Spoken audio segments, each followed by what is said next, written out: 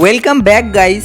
সিজনটা সবে শুরু হয়েছে। বার্সেলোনা মাত্র 3টে লালিগা গেম খেলেছে এবং 3টিতেই জয় তুলে আনতে পেরেছে। অ্যাজ এ বার্সেলোনা ফ্যান জয়গুলো আমাদের কাছে অবশ্যই গুরুত্বপূর্ণ, বাট তার থেকে বেশি গুরুত্বপূর্ণ হলো মিস্টার হান্সি ফ্লিক আমাদের ফুটবলে যে পজিটিভ পরিবর্তনটি এনেছে সেটা। জানি ঠিক এই পজিটিভনেসটাই অ্যারাউন্ড দ্য ওয়ার্ল্ড বার্সেলোনা ফ্যানদের মনে একটা আশা জাগিয়ে তুলেছে যে বার্সেলোনা এই সিজনে অন্তত বেটার কিছু করবে। আমার বিশ্বাস ফুটবল ক্লাব বার্সেলোনা যদি এই ফুটবলটা কন্টিনিউ করতে পারে তাহলে অবশ্যই আমরা ভালো ফল পাবো। হান্সি ফ্লিকের ওভারঅল হেড কোচিং কেরিয়ারটা খুব একটা বড় না হলেও টেকনিক্যালি যে তিনি অন্তত জাভির থেকে বেটার কোচ তা এই মুহূর্তে দাঁড়িয়ে প্রত্যেক বার্সেলোনা ফ্যানরা বুঝে গেছেন। যেই কোচ বায়ার্ন মিউনিখের মতো একটি টিমকে ট্রেবেল জিতিয়েছেন তিনি যে খুব একটা খারাপ হবেন না তা আমাদের সকলেরই জানার কথা।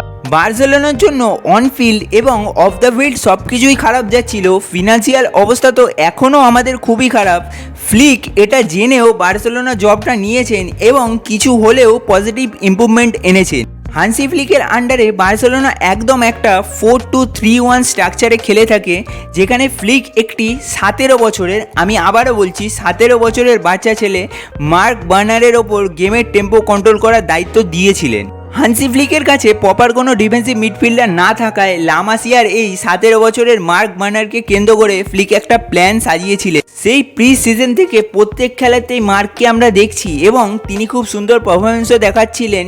ট্যাকটিক্যালি সব ধরনের ফ্রিডম ফ্লিক তাকে দিয়েছিল, তিনি বিল্ড আপ অ্যানচোরিং সবই করছিলেন। বাট আমাদের ভাগ্যটা এতটাই খারাপ যে রায়া ভেলেকানোর বিরুদ্ধে একদম শেষের দিকে তিনি একটা এসিএল ইনজুরি নিয়ে মাঠ ছাড়েন এবং কিছু স্প্যানিশ মিডিয়া রিপোর্ট করেছে যে তিনি হয়তো গোটা সিজনটার জন্য মাঠের বাইরে হয়ে যাবেন। একটা টিম যার কারেন্ট স্কোয়াডে কোনো প্রপার সেন্ট্রাল ডিফেন্সিভ মিডফিল্ডার নেই, একটি 17 বছরের ছেলে কিছু ভালো পারফরমেন্সও করছিল ওই পজিশনটায়, বাট তিনি ইনজুরিতে পড়ে বাইরে হয়ে যান। দেখা যাক হান্সি ফ্লিক কী করে এই পজিশনটার ব্যাকআপ দেয়। ড্যানি ওলমোকে ফাইনালি রেজিস্টার করাতে পেরেছে বার্সেলোনা এবং তিনি তার ডেবিউ ম্যাচে একটি গোলও পেয়েছে যা বার্সাকে পূর্ণ 3 পয়েন্ট এনে দিয়েছে। ওলমো একজন টেকনিক্যালি গিফটেড প্লেয়ার, কোনো সন্দেহ নেই তাতে। আপনি তাকে একজন গোল স্কোরিং মিডফিল্ডারও বলতে পারেন, কিন্তু ওলমোরও একটু ইনজুরিজনিত সমস্যা আমরা দেখতে পেয়ে থাকি। ওলমো যদি পুরো সিজনটায় ফিট থাকেন অবশ্যই হান্সি ফ্লিকের জন্য তিনি একটা ভাইটাল রোল প্লে করবেন অ্যাটাকিং মিডফিল্ডার পজিশনটায়। ওলমো এবং লামিন ইয়ামালের লিঙ্ক আপ প্লেটা দেখার মতো হবে।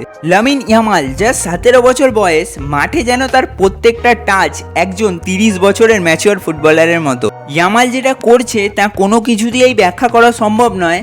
মাঠে তার প্রত্যেকটা ডিসিশন মেকিং বারবার সবাইকে মুগ্ধ করে তুলছে। রবার্ট লেভানডস্কি হান্সি ফ্লিকের আন্ডারে যেন নতুন করে নিজেকে ফিরে পাচ্ছেন এবং ইনজুরি ফ্রি পেডলি গঞ্জালভেস যে one of the best midfielder তা আবারও দেখাচ্ছেন তিনি। বাট হান্সি ফ্লিকের আন্ডারে সবচেয়ে বেশি ইমপ্রুভমেন্ট এনেছে রাফিনা, যেন মাঠের প্রত্যেকটা ফেজেই তিনি ট্রিপল অ্যাটেম্প করছেন, কাটব্যাক করছেন, ক্রস করছেন, থ্রু পাস, ইভেন কিছু সময় ডিফেন্সিভ ডিউটিও পালন করছেন। ফ্লিক তাকে অ্যাটাকিং মিডফিল্ডারের রোলে খেলাচ্ছিলেন, এখন ওলমো রেজিস্টার হয়ে গেছে তাই হয়তো তাকে আমরা লেফট উইঙ্গার হিসাবে দেখতে পাবো।